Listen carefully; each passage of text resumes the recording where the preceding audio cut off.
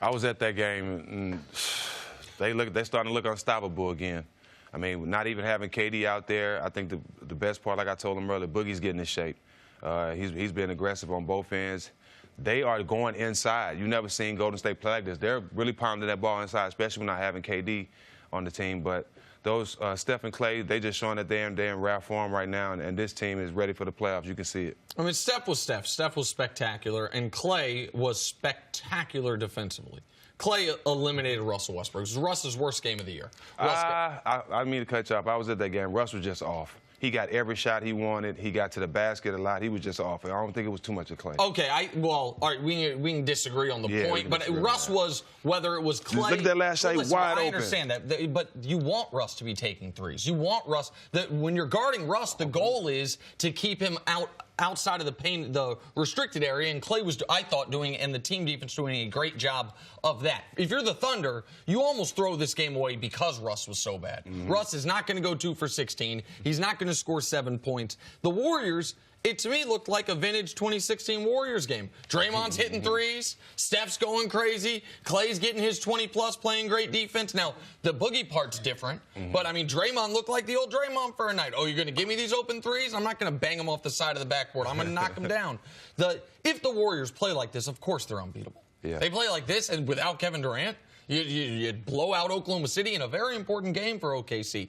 I don't know. I think there were a bunch of outlier instances. Russ's performance, Draymond's performance, and I don't think Boogie's a positive for him. You and I are just going to disagree on this because you mentioned during the break, he's really trying on defense.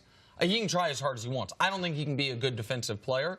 But I don't think they need him once Kevin Durant comes back. But I'm not going to read too much into this game. The Warriors were, of course, the big favorites before this game and the big favorites after this game. But I'm not going to overreact to Saturday night's game. Well, you shouldn't overreact to Saturday night's game, but what they did to Houston. You know, the combination of those two games, because if you look at the energy for which they're playing with, because there are some things that Golden State and would have made them special. Their ability to be able to shoot the ball, how they pass the ball, their movement, also how many layups they can get because of their overall ball movement. What I'm talking about now is their post game.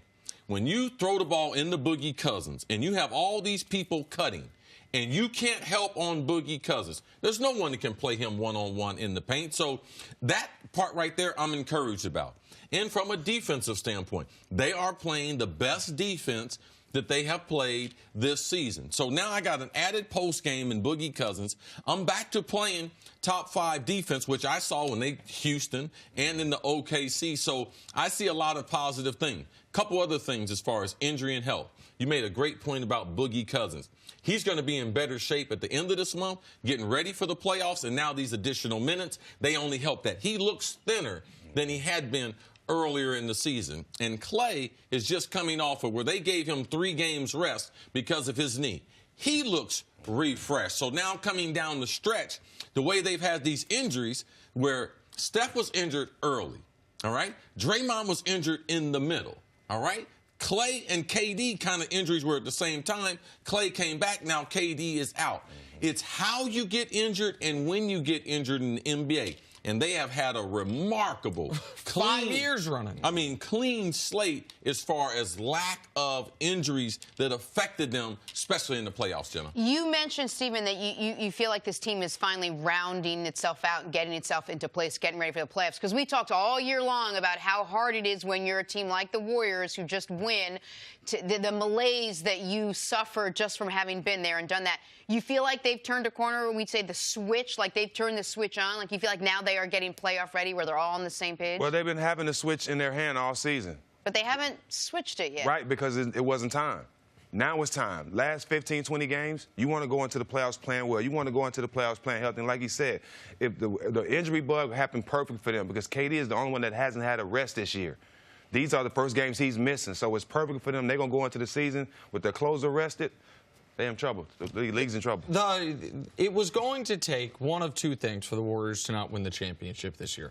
Either just really bad injury luck, it looks like the opposite's happening with them, or the Rockets peaking at the exact right time. That, to me, is why the game against Houston, to me, was much more noteworthy than the game against OKC. I think OKC can maybe take them to 6. Maybe. I think if they play OKC, it's probably 4-1 Golden State, and that's with no disrespect to what Paul George and Russ have done throughout the year. Houston can beat this team. Would I pick them to beat this team? Probably not. But Houston has shown they have a blueprint for it, that they have a player that Golden State cannot guard in James Harden, and they would have beat them last year if Chris Paul stayed healthy. Now, this year when they play, they're going to have Game 1 on Golden State's floor, and if it gets there, a Game 7 on Golden State's floor. But Houston is happy with the idea that Boogie Cousins is getting in shape. Houston is happy with the more minutes you want to give to Boogie. You know what Houston didn't like? Them bringing back Andrew Bogut.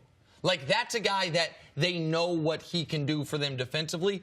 Golden State doesn't need more offense. But if Golden State's going to be beaten, it's either something happens injury-wise, which doesn't look like it's going to, or Houston plays its best 2 weeks of basketball. Houston is not worried about Andre Bogut. They're definitely worried about Boogie. I can't believe you said that.